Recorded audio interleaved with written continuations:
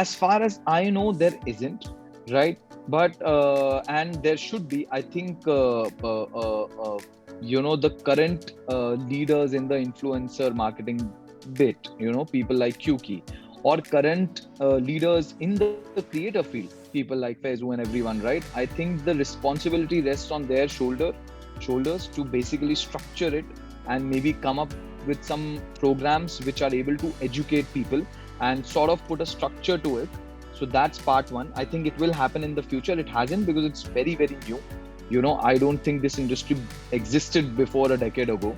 I think it's just a decade old. So those practices will come, which will, bring more finesse to how the industry works. But the second bit is till that happens, and I would say it's a field which is really, it's easy to learn about influencer marketing or influencers by yourself also. So it's very DIY in that sense.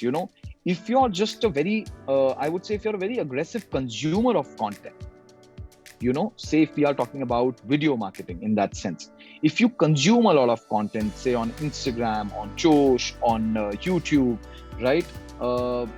That would really, help you in identifying patterns, identifying structures, identifying how it works. So I think that would be really helpful for you.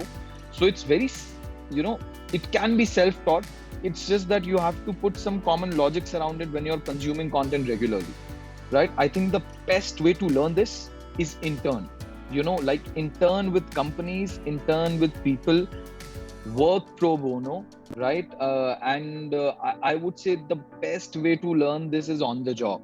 When you intern with different companies, when you work with different artists, and if you can afford it, just do it for free for the learning.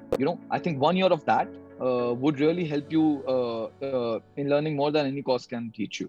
And maybe from there you can decide where do I want to really go deep.